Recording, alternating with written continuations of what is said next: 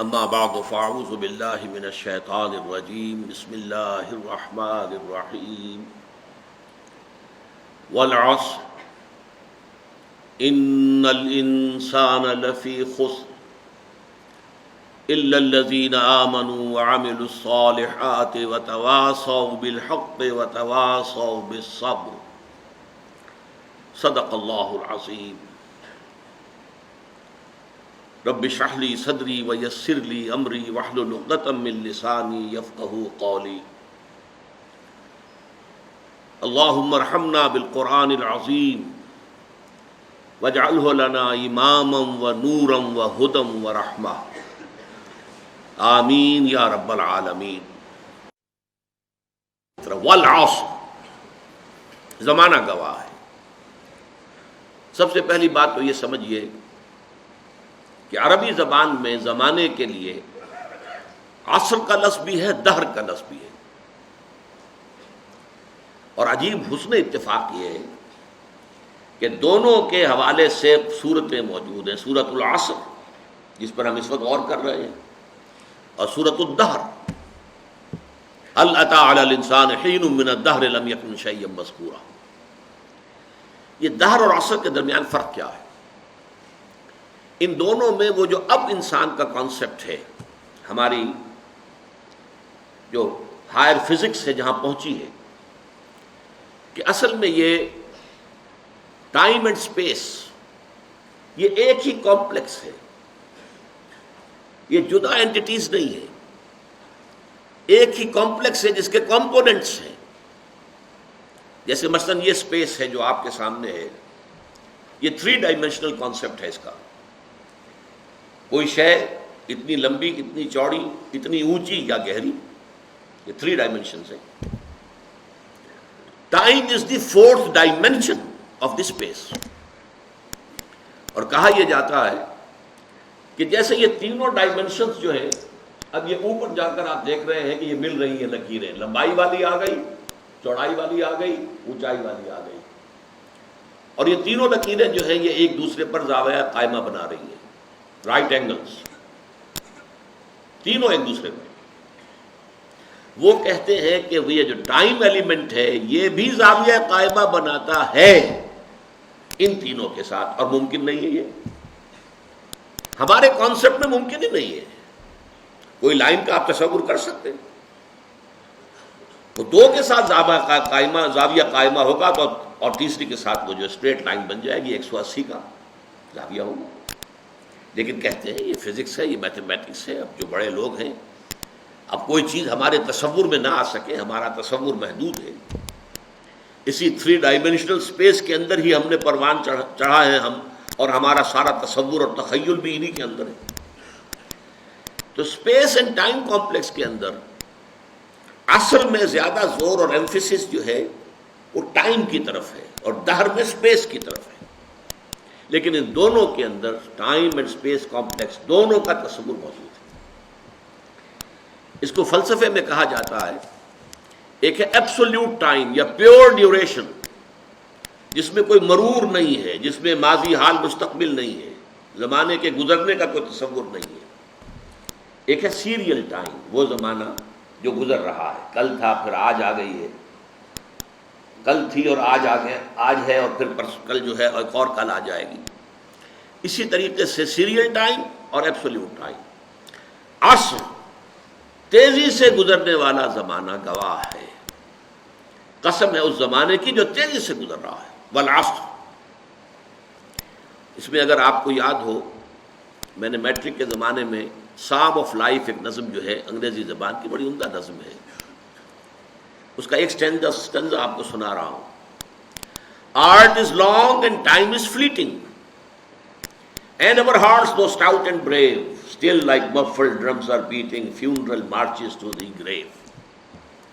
Art is long, فن ہو، علم ہو، یہ بہت طویل کام ہے، اس میں مہارت حاصل کرنا آسان کام نہیں ہے، اور وقت گزر رہا ہے تیزی کے ساتھ، ٹائم از فلیٹنگ، دوڑ رہا ہے، بھاگ رہا ہے۔ And our hearts though stout and brave، اور اگرچہ ہمارے دل بڑے مضبوط ہیں، کوئی اس میں خرابی نہیں ہے، کوئی انجائنا نہیں ہے، کچھ نہیں ہے، still like muffled drums are beating. اس کے باوجود جیسے کہ کہیں کوئی فوجی جرنیل جو ہے اس کی میت جب چلتی ہے گاڑی پر تو اس کے ساتھ ساتھ ڈرم ہوتا ہے. ڈرم کی بیٹنگ ہو رہی ہے، ڈھول بج رہا ہے، اور ڈرم کی ہر بیٹنگ کے ساتھ اس کے ساتھ چلنے والے، مارچ کرنے والے جو فوجی ہیں ان کے قدم اٹھ رہے ہیں، اور ساتھ ہی ڈرم کی ہر بیٹنگ کے ساتھ یہ جو جنازہ ہے یہ قبر سے قریب تر ہو رہا ہے. اسی طرح ہمارا یہ دل جو دھڑک رہا ہے، and our hearts, though stout and brave, still like muffled drums are beating funeral marches to the grave. ہمارا یہ دل بھی، اس کی ہر حرکت جو ہے، بیٹنگ آف دی ہارٹ، یہ بھی ہر حرکت ہمیں اپنے قبر سے قریب تر کر رہی ہے. گویا کہ ہماری لاش جو ہے اس گاڑی کے اوپر رکھی ہوئی ہماری ہر بیٹ آف دی ہارٹ کے ساتھ قبر سے نزدیک تر ہوتی جا رہی ہے. یہ تصور ہے ٹائم از فلیٹنگ. تو والعصر، یہ تیزی سے گزرنے والا زمانہ اس پر شاہد ہے. عربی زبان میں اعصار کہتے ہیں جھکڑ، بہت تیز آندھی چل رہی ہے. اسی طریقے سے عصر کا وقت وہ ہے جبکہ اب دن تیزی کے ساتھ ختم ہو رہا ہے. آج کل تو آپ کو معلوم ہے بجلی کی ایجاد کے بعد سے رات دیر میں شروع ہوتی ہے، لیکن اس سے پہلے جبکہ بجلی ابھی ایجاد نہیں ہوئی تھی تو رات تو غروب شمس کے ساتھ رات شروع ہو جاتی تھی. اور عصر کے بعد سے پھر یہ کہ حسل اینڈ بسل ہوتی تھی کہ اب لپیٹو اور سمیٹو مال. کسی نے اگر کوئی اپنی دکان جو ہے سڑک کے اوپر لگائی ہوئی ہے، کہیں راستے کے اندر کسی نے کوئی سامان اپنا پھیلایا ہوا ہے، کوئی مرچنڈائز اس کا ہے، اب وہ لپیٹتا ہے، گھر جانے کی خبر کرتا ہے. وہ عصر جو ہے، وہ زمانہ، یہ ہے در حقیقت جو تصور دیا گیا ہے. اور اس میں گواہی کس پہلو سے ہے؟ پہلی بات تو یہ نوٹ کیجئے، قرآن مجید میں جو قسمیں آتی ہیں تو ہم تو قسم کھاتے ہیں کس اعتبار سے؟ کسی عظیم شے کی قسم کھائیں گے، اللہ کی قسم، قرآن کی قسم وغیرہ. لیکن یہ کہ ظاہر بات ہے اللہ تعالیٰ سے عظیم تر تو شے کوئی ہے نہیں. اللہ جب قسم کھاتا ہے تو اس میں عظمت کا پہلو نہیں ہوتا. ہمارے ہاں مفسرین نے اس معاملے میں خام خواہ محنتیں کی ہیں. والتین والزیتون، انجیر اور زیتون پر قسمیں کھائی گئی ہیں، تو اب اس کے حوالے سے انجیر کے خواص کیا ہیں، فوائد کیا ہیں، طبی طور پر کیا اس کے اندر جو ہے وہ مفادات ہیں، فوائد ہیں. حالانکہ یہ چیز نہیں، بنیاد جو ہے صرف شہادت.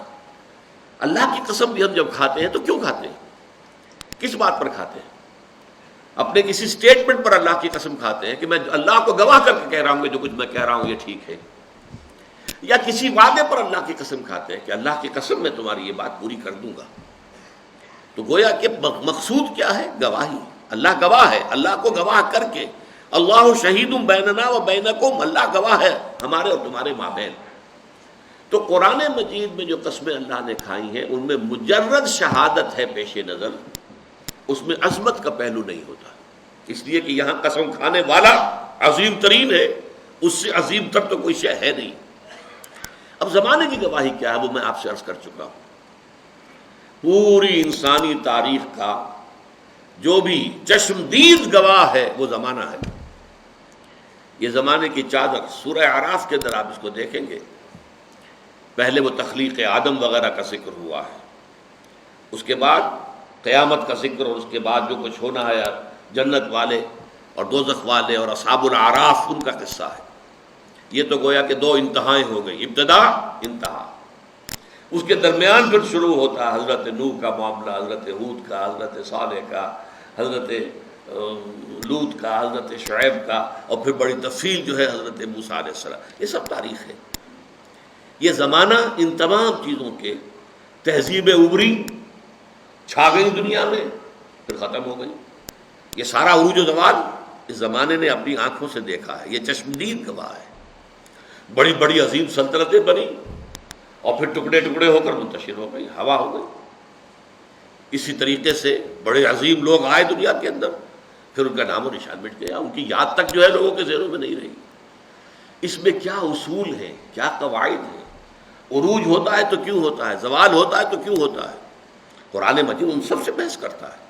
لیکن یہ کہ والعصر جو ہے زمانے کو گواہی کے طور پر پیش کیا جا رہا ہے کہ زمانہ گواہ ہے کہ تمام انسان خسارے میں ہیں سوائے ان کے جو چار شرطوں کو پورا کرنے والے ہیں. اس میں جیسا کہ میں نے عرض کیا تھا پچھلی نشست میں، چونکا دینے کا انداز بھی ہے.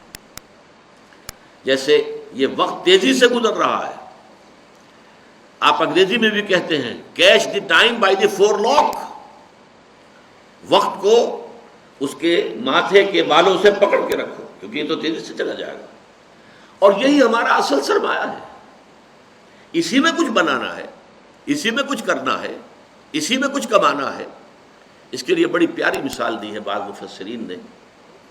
ایک صاحب نے اپنا مشاہدے کی بنیاد پر لکھا کہ میں ایک دفعہ شام کے وقت ایک بازار منڈی اس میں سے گزرا تو میں نے دیکھا ایک برف بیچنے والا بہت چیخ چیخ کر اپنے برف کو بیچنے کے لیے لوگوں کو متوجہ کر رہا تھا. اس کی حالت جو تھی وہ بڑی ڈیسپریٹ. وہ کیوں انہوں نے سوچا؟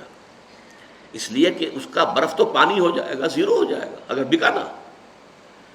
کوئی بساتی ہے، اس کا سامان ہے، نہیں بکا ہے، کوئی بات نہیں، دکان بند کرے گا، اگلے روز آئے گا، وہ سامان تو اس کے پاس ہے نا. اس کی اصل راس تو کہیں نہیں گئی، اس کا اصل سرمایہ تو محفوظ ہے. لیکن یہ برف کا تاجر جو ہے، یہ تو برف اگر بکی نہ تو پانی ہو گئی، ختم، اصل راس المال بھی گیا. انسان کی حیثیت برف کے تاجر کی ہے، اس کی زندگی کی برف گھل رہی ہے، تیزی کے ساتھ پگھل رہی ہے. جس کو کہا ہے ایک شاعر نے بہت عمدگی کے ساتھ، غافل تجھے گھڑیال یہ دیتا ہے منادی، گردون گھڑی عمر کی ایک اور گھٹا دی. عام طور پہ تو ہم سمجھتے ہیں میری عمر پہلے 60 برس تھی، اب 61 ہو گئی، بڑھ گئی. بڑھی کہاں ہے، کم ہو گئی. اس لیے کہ جو بھی ٹائم اس دنیا میں ہے میرے لیے، اس میں سے اب 1 سال کم ہو گیا. 1 گھنٹہ جو گزرا ہے، ایک گھڑیال بجا، 1 گھنٹہ اور، یہ 1 گھنٹہ میری زندگی میں سے کم ہو گیا ہے. غافل تجھے گھڑیال یہ دیتا ہے منادی، گردون گھڑی عمر کی ایک اور گھٹا دی. تو یہ وہ چونکا دینے کا انداز ہے. Time is fleeting, catch the time by the forelock, والعصر ان الانسان لفی خسر. اب آئیے تیسری آیت پر. یہ ہے اصل عملی اعتبار سے اس سورہ مبارکہ کا جو لب لباب ہے، جو اصل حاصل ہے، الا الذین آمنوا وعملوا الصالحات وتواصوا بالحق وتواصوا بالصبر. اس سے پہلے کہ ہم ان 4 چیزوں پر علیحدہ علیحدہ گفتگو کریں، پہلے اس جملے کو اپنی نگاہوں کے سامنے لکھ لیجئے، اپنے تخیل کے اندر. والعصر ان الانسان لفی خسر الا الذین آمنوا وعملوا الصالحات وتواصوا بالحق وتواصوا بالصبر.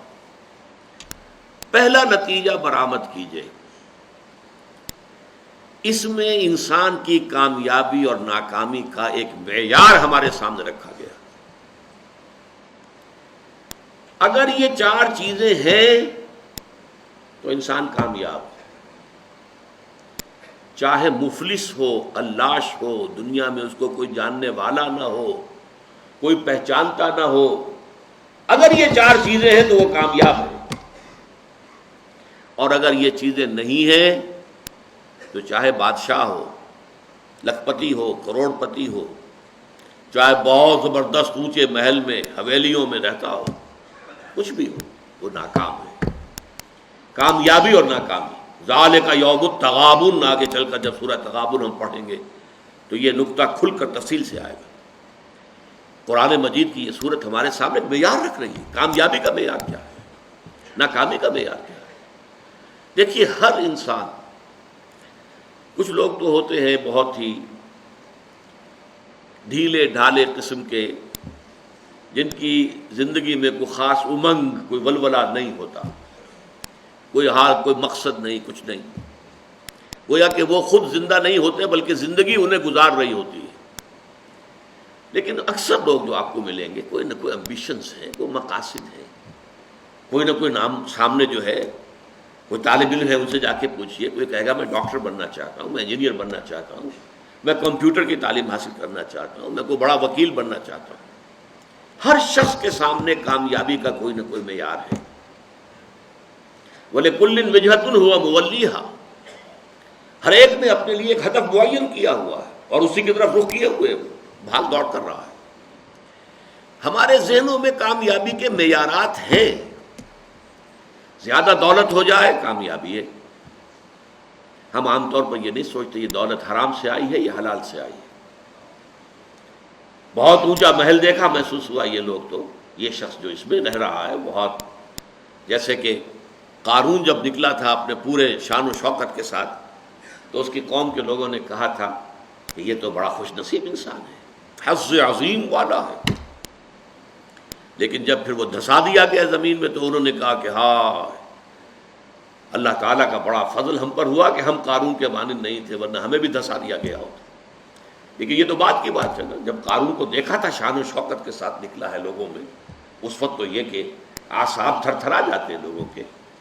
کوئی بڑی لمبی سی چمکیلی سی بھڑکیلی سی کار آپ کے قریب سے گزرے تو ایک دفعہ تو اعصاب کے اندر ارتعاش ہوتا ہے، ہم متاثر ہوتے ہیں، اپنے ماحول سے متاثر ہوتے ہیں، اور اس میں پھر یہ کہ ہمارے جو تصورات ہیں کامیابی اور ناکامی کے، اگرچہ اول تو ہے ہی نہیں ہمارے سامنے یہ تصور کامیابی کیا ہے ناکامی کیا ہے، لیکن اگر ہو بھی تو ڈاواں ڈول ہو جاتے ہیں، ہم متاثر ہو جاتے ہیں، اس ماحول کا اثر لیتے ہیں، قبول کرتے ہیں، ہمارے اپنے اس ہدف کے ہوتے ہیں۔ تو پہلی بات تو یہ کہ کامیابی ان چار چیزوں کے حوالے سے ہے، یہ ہے تو چاہے کوئی غریب ہے۔ حضور نے فرمایا کچھ لوگ ایسے بھی ہوتے ہیں جو کسی محفل میں بار نہیں پا سکتے، کہیں وہ سفارش نہیں کر سکتے، ان کی یہ حیثیت ہی نہیں کہ کہیں جا کر سفارش کریں، کوئی انہیں رشتہ دینے کو تیار نہیں ہوتا، غریب ہے، مفلس ہے، خلاش ہے، کوئی حیثیت نہیں ہے،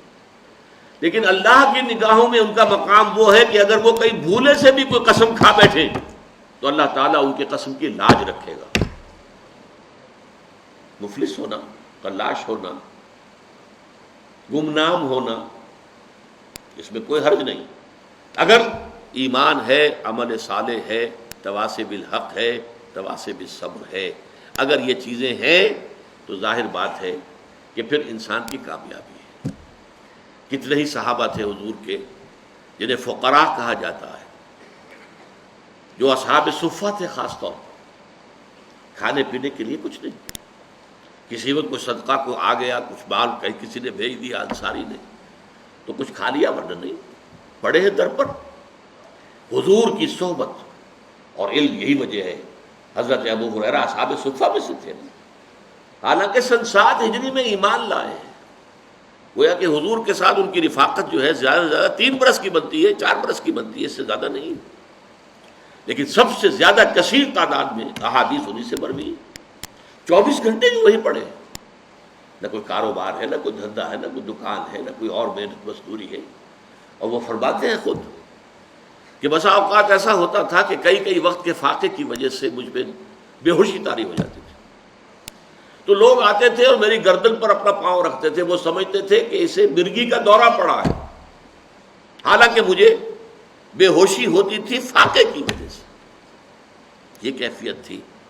لیکن کیا وہ ناکام تھے؟ نہیں، کامیابی اور ناکامی کا فرعون وہ کامیاب نہیں تھا، ناکام تھا، نمرود کامیاب نہیں تھا، ناکام تھا، قارون کامیاب نہیں تھا، ناکام تھا۔ گویا کہ کامیابی کا معاملہ دولت سے، جائیداد سے، دنیاوی وجاہت سے، دنیاوی اقتدار سے، کسی شے سے متعلق نہیں ہے، کامیابی کا تعلق اگر ہے تو وہ ایمان اور عمل صالح اور تواصی بالحق اور تواصی بالصبر سے۔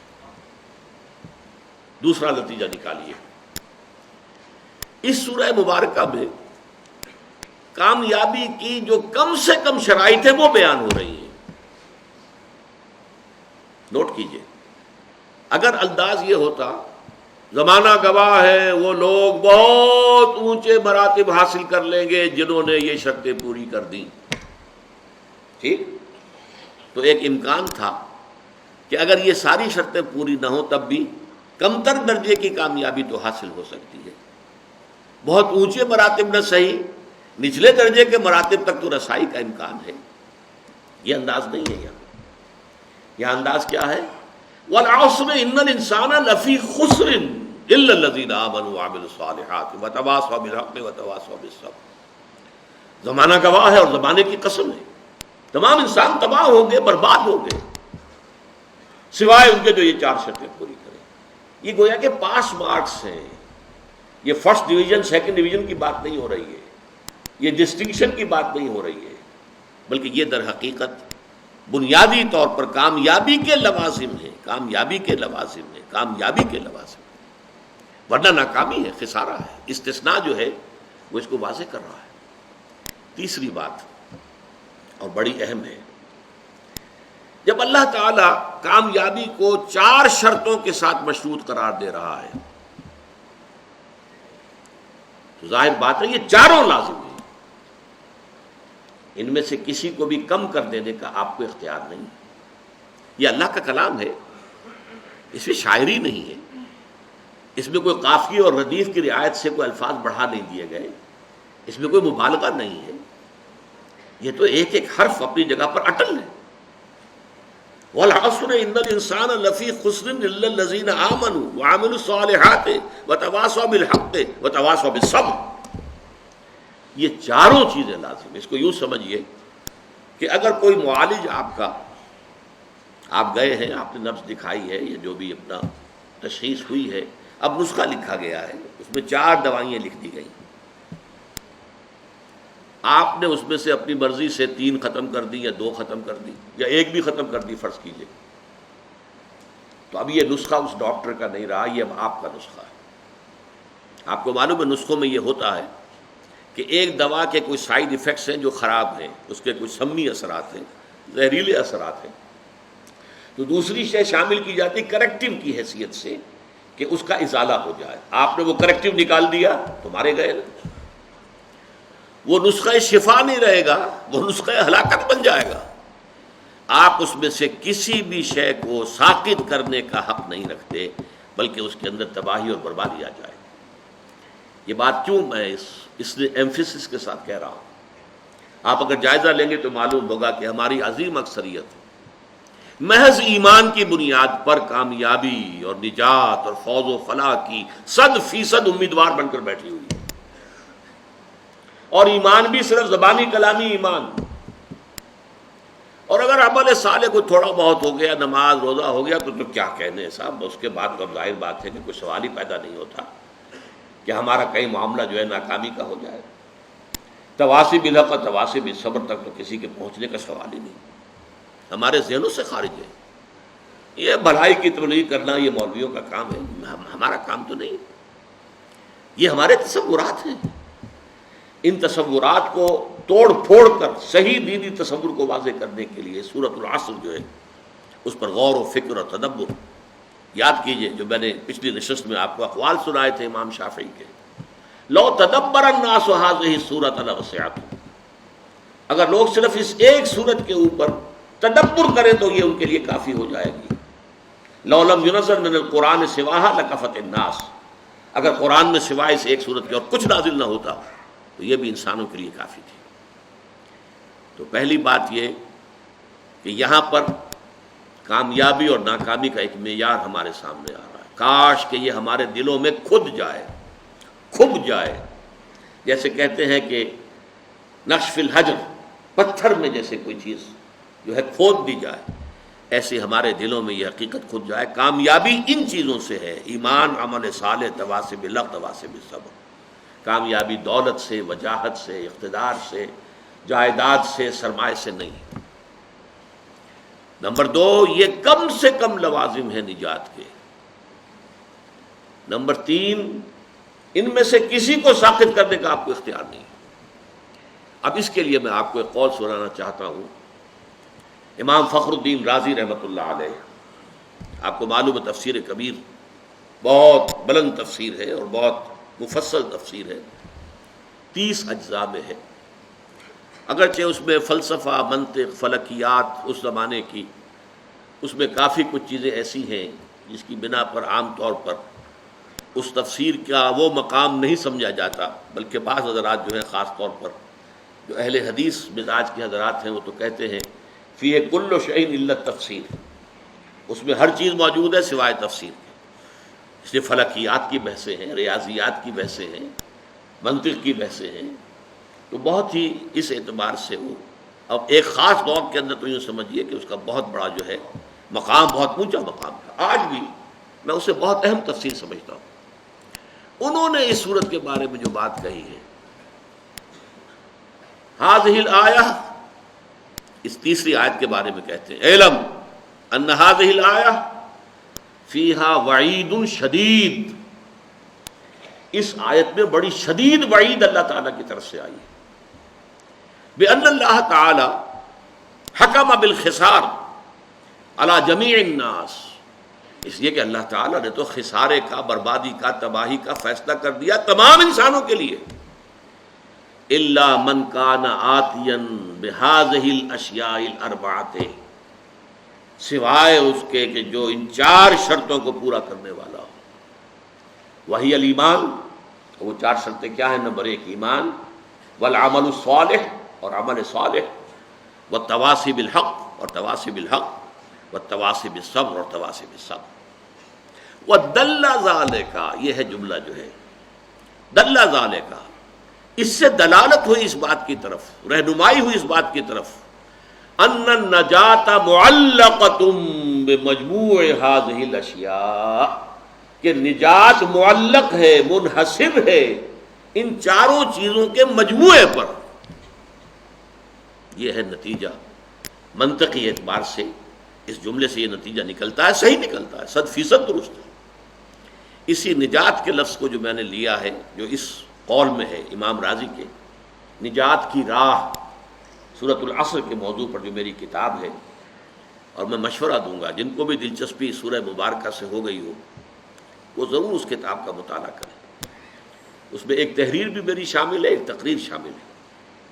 ظاہر بات ہے کہ میں ان نشستوں میں تو ان تفاصیل میں جا نہیں سکتا، اور یہ کہ میری تحریر جو اس میں شامل ہے وہ آج سے 35 برس قبل کی ہے، 36 برس قبل کی ہے، تو ظاہر بات ہے کہ اب اس وقت جو بھی جوش و خروش تھا وہ اب تو نہیں ہے، لیکن یہ کہ جن حضرات کو بھی دلچسپی ہو ضرور اس کتاب کا مطالعہ کریں۔ نجات کی راہ، سورۃ العصر کی روشنی۔ تو تیسری بات جو میں نے آپ کو بتائی، چوتھی، یہ چاروں چیزیں جو ہیں یہ لازم ہیں، ان میں سے کسی ایک کو بھی ساقط کرنے کا ہمیں اختیار نہیں۔ چوتھی بات، پانچویں بات نوٹ کیجئے، یہ چاروں چیزیں لازم و ملزوم ہیں آپس میں۔ ایمان اگر حقیقی ہوگا عمل صالح لازماً پیدا ہوگا۔ ممکن نہیں ہے کہ ایمان حقیقی ہو اور پھر عمل درست نہ ہو، کیسے ممکن ہے؟ اس ایمان کی پھر 2 دھیلے کی قیمت نہیں جس کی بنا پر انسان کا عمل درست نہ ہو سکے۔ بہت سی احادیث میں ہم دیکھتے ہیں کہ غلط اعمال کی بنیاد پر ایمان کی نفی مطلق کی گئی ہے۔ ایسی شدید حدیث بھی ہے، واللہ لا یؤمن، واللہ لا یؤمن، واللہ لا یؤمن، خدا کی قسم فلاں شخص مومن نہیں ہے، خدا کی قسم وہ مومن نہیں ہے، خدا کی قسم وہ مومن نہیں ہے۔ صحابہ کانپ گئے، لرز گئے، پوچھا من یا رسول اللہ، حضور کس کے بارے میں ارشاد فرما رہے ہیں؟ جواب سنیے، غور سے سنیے، فلاں شخص الذی لا یامن جوارہ بوائقہ، وہ شخص کہ جس کی ایذا رسانی سے اس کا پڑوسی چین میں نہیں ہے۔ کسی گناہ کبیرہ کا ذکر یہاں نہیں ہوا ہے، زنا کا نہیں ہے، چوری کا نہیں ہے، ڈاکے کا نہیں ہے، شرک کا نہیں ہے، کس چیز کا؟ ایک انسان کج خلق ہے، بد خلق ہے، اس کی ایذا رسانی ہے، پڑوسی کو تنگ کرتا ہے، پریشان کیے رکھتا ہے، پڑوسی خائف رہتا ہے، پتہ نہیں کس وقت کیا گزرے گی، تو وہ شخص مومن نہیں ہے، نہیں ہے، نہیں ہے، خدا کی قسم مومن نہیں ہے، خدا کی قسم مومن نہیں ہے، خدا کی قسم مومن نہیں ہے۔ ایک اور حدیث کہ جس کو حضور ہر خطبے میں دہراتے تھے، حضرت انس رضی اللہ تعالی عنہ، جو طویل عرصے تک 9-10 برس تک حضور کے ذاتی خادم رہے، وہ یہ گواہی دیتے ہیں، انس رضی اللہ تعالی عنہ فرماتے قلما خطبنا رسول اللہ صلی اللہ علیہ وسلم الا قال، شاذ ہی کبھی ایسا ہوا ہوگا کہ اللہ کے رسول صلی اللہ علیہ وسلم نے فرمایا ہو، ہمیں خطبہ دیا ہو اور یہ الفاظ اس خطبے میں شامل نہ ہو۔ وہ کون سے الفاظ؟ لا ایمان لمن لا امانت لہ ولا دین لمن لا عہد لہ، جس شخص میں امانت داری کا وصف نہیں ہے اس کا کوئی ایمان نہیں، اور جس شخص میں ایفائے عہد کا مادہ نہیں ہے اس کا کوئی دین نہیں. کتنے کیٹیگوریکل ہیں یہ. تو ایمان اصل میں ایک ایمان قانونی ہے، اقرار باللسان. اس ایمان کی بات ہم یہ نہیں کر رہے. یہ تو جب پھر ہمارا جو ہے اس منتخب نصاب کا دوسرا حصہ آئے گا وہ ایمانیات کے مباحث پر ہوگا. اس کے شروع میں پھر ہم ایمان کے بارے میں باتیں کریں گے. ایمان کسے کہتے ہیں، ایمان کی حقیقت کیا ہے، ایمان کی اقسام کیا ہے، ایمان کے درجے کیا ہے. اور پھر یہ کہ وہ حصے پڑھیں گے قرآن کے جس میں ایمان کا سنتھسس، ایمان کے لیے استدلال کس طور سے قرآن مجید ایمان کی دعوت دیتا ہے. اس وقت تو جو ہم سرسری بات کر رہے ہیں کہ ایک قانونی ایمان ہے اقرار باللسان. کوئی ہندو، کوئی سکھ، پارسی، عیسائی ابھی کہے اشہد ان لا الہ الا اللہ و اشہد ان محمد رسول اللہ، وہ مسلمان ہو گیا. اقرار باللسان کا تعلق اسلام سے ہے. تصدیق بالقلب کا تعلق دل سے ہے، وہ ہے اصل ایمان. اور جب دل میں ایمان پیدا ہو جائے، یقین کی کیفیت ہو جائے، پرسنل کنوکشن ہو جائے، تو انسان کے اعمال جو ہے وہ قلب کے تابع ہوتے ہیں. حضور نے فرمایا الا فی الجسد مضغۃ اذا صلح صلح الجسد كله واذا فسدت فسد الجسد كله الا وهي القلب. آگاہ ہو جاؤ، انسان کے جسم میں ایک لوتھڑا ایسا ہے، اگر وہ درست ہو سارا جسم درست ہو جائے گا، اگر اس میں فساد ہو سارا جسم میں فساد ہو جائے گا. اور آگاہ ہو جاؤ وہ دل ہے. دل میں یقین آ جائے، ایمان آ جائے، پھر عمل درست ہو جائے گا. اسی طرح حضور نے فرمایا، جیسے میں نے کہا تھا وہ تو ایک تھی کج خلقی، صرف گناہ کبیرہ پر بھی کہا لا یزنی الزانی حین یزنی وہو مومن ولا یسرق السارق حین یسرق وہو مومن ولا یشرب الخمر حین یشرب وہو مومن. کوئی زانی حالت ایمان میں زنا نہیں کر سکتا. کیسے ممکن ہے؟ ایمان بھی دل میں ہو اور زنا بھی ہو رہا ہو. کوئی چور حالت ایمان میں چوری نہیں کر سکتا. کیسے ممکن ہے؟ دل میں ایمان ہو، وہ ایمان دھیلے کا نہیں پھر. اور کوئی چور حالت ایمان میں چوری نہیں کرتا، کوئی شرابی حالت ایمان میں شراب نہیں پیتا. ایمان حقیقی نہیں ہوتا، ایمان قانونی ہے. مسلمان تو وہ رہے گا. چور بھی مسلمان ہے، زانی بھی مسلمان ہے، شرابی بھی مسلمان ہے. آپ حد جاری کیجئے، چور کا ہاتھ کاٹ دیجئے، جو چاہیں کریں، لیکن وہ مسلمان رہے گا. قانونی اسلام اور ہے، قانونی ایمان ایک حقیقی ایمان ہے جو دل کے اندر راسخ اور جاذب ہو جائے. اگر وہ ہوگا تو عمل درست ہو جائے گا. اب نوٹ کیجئے عمل کے لیے لفظ جو آیا ہے، جیسے میں نے عرض کیا دہر اور عصر، عربی زبان کا ایک لفظ ہے فعل، ایک ہے عمل.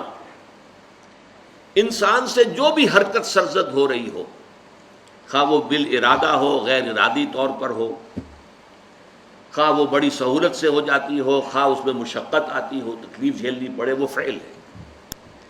لیکن عمل کہتے ہیں مشقت طلب کام کو، محنت طلب بالارادہ عمل. اس لیے عاملۃ ناصبہ سورۃ الغاشیہ میں آیا ہے وجوہ یومئذ خاشعۃ عاملۃ ناصبہ. تھکے ہوئے ہوں گے، مشقت زدہ ہوں گے چہرے، جیسے کوئی آدمی تھک ہار کر کھڑا ہو، ایسے کھڑے ہوں گے قیامت کے دن. تو عاملہ، عاملہ وہ ہے کہ جو تھکا ہوا ہو، تھکا ماندہ انسان. تو عمل وہ کام ہے جو مشقت طلب ہو، محنت طلب ہو، ارادے کے ساتھ کیا جائے، آپ کا فری چوائس ہو اس کے اندر. صالحات نیکیاں. اب اس لفظ کو بھی حقیقت کو سمجھیے. صالح کس کو کہتے ہیں؟ جس میں صلاحیت ہو. صلاحیت کا لفظ اسی سے ہے نا، من صلح، جس میں صلاحیت ہے. صلاحیت ہے تو اس کو پروان چڑھا سکتے ہیں. اعمال صالحہ وہ ہیں جو انسانی شخصیت کے اندر ترفع پیدا کرتے ہیں، انسانی شخصیت کے اندر ترقی پیدا کرتے ہیں، اس کی روحانی اخلاقی ترفع، اس کی بلندی.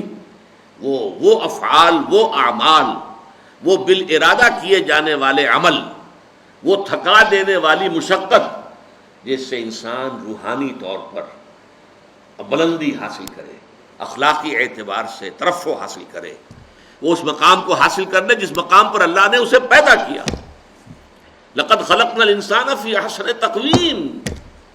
انسان کو تو ہم نے بہترین ساخت پر پیدا کیا تھا، بہت اونچے مقام پر پیدا کیا تھا، مسجود ملائک بنایا تھا، تمام فرشتوں کو اس کے سامنے جھکا دیا تھا. فسجد الملائکۃ کلہم اجمعون، لیکن پھر وہ گرتا ہے، ثم رددناہ اسفل سافلین، وہ پھر نچلوں میں سب سے نیچے، الا الذین آمنوا وعملوا الصالحات۔ اس پستی سے ابھرنے کے لیے پہاڑ سے آپ کو نیچے گرا دیا گیا، پہاڑ پر چڑھنے کے لیے آپ کو مشقت کرنی ہوگی، چڑھنا ہوگا۔ وہ چڑھائی ہے ایمان اور عمل صالح کی چڑھائی، تاکہ آپ اپنے اس اصل مقام کو حاصل کر لیں جس پر اللہ نے آپ کو پیدا کیا ہے۔ حیوانیت کی سطح میں اگر گر گئے تھے تو اس حیوانیت کی سطح سے ابھر کر دوبارہ انسانی مقام کے اوپر آنا، شرف انسانیت کو دوبارہ حاصل کرنا، یہ ہے وہ محنت، یہ ہے وہ مشقت۔ اس کے لیے اللہ تعالیٰ نے ہمیں ہدایات دی ہیں، وہ کون سے اعمال ہیں، وہ کون سے افعال ہیں، کیا کرنے سے تمہاری شخصیت جو ہے وہ نشو و نما پائے گی، تمہاری سیرت میں نکھار پیدا ہوگا، تمہیں روحانی طور پر ترفع حاصل ہوگا، وہ ہے عامل الصالحات وتواصوا بالحق۔ اب یہاں عرض کر دوں میں، تواصو باب تفاعل ہے، تفاعل کے اندر دو چیزیں پیدا ہو جاتی ہیں اس باب میں، ایک تو باہم مل جل کر کوئی کام کرنا، اور نمبر دو اس میں مبالغہ، بہت شدت سے پوری طاقت سے کسی کام کو کرنا۔ حق کسے کہتے ہیں؟ حق کے چار معنی عربی زبان میں، جو شے فی الوقت فی الواقع موجود ہو وہ حق ہے، اور جو نظر تو آئے لیکن نہ ہو وہ باطل ہے۔ سراب ہے، نظر آ رہا ہے پانی ہے نہیں، وہ باطل ہے۔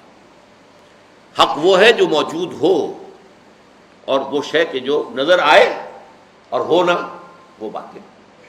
حق ہر وہ شے ہے جو اخلاقاً ثابت ہو، یہ والدین کے حقوق ہیں، یہ پڑوسی کے حقوق اخلاقاً۔ حق ہر وہ شے ہے جو عقلاً مسلم ہو، عقل اس کا تقاضا کر رہی ہے، لازماً اس کو ہونا چاہیے۔ حق ہر وہ شے ہے جو نتیجہ خیز ہو، باطل وہ شے ہے جس کا کوئی نتیجہ نہیں، کچھ حاصل نہیں۔ یہ چار معنی میں حق لیجئے تو کس قدر وسعت ہو جائے گی تواصی کی۔ اور باہم ایک دوسرے کو کرنے کا مطلب کیا ہے؟ ایک اجتماعی زندگی وجود میں آنی چاہیے۔ یہ ایمان اور عمل والے جو ہے اب مل جل کر ایک اجتماعیت وجود میں لائیں۔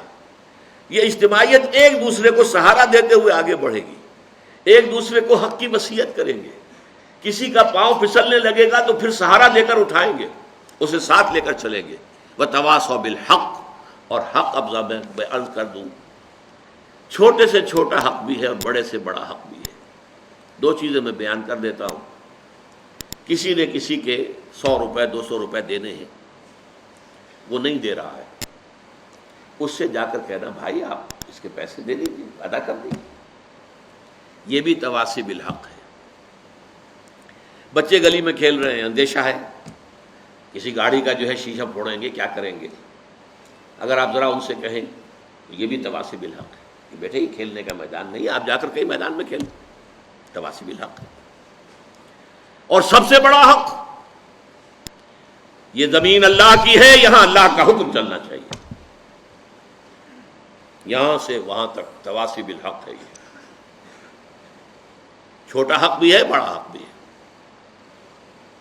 گویا کہ اس میں ساری منزلیں آ گئی۔ اب ایک تو جماعتی زندگی، مل جل کر ایک کام کرنا، اس لیے کہ یہ کام آسان نہیں ہے۔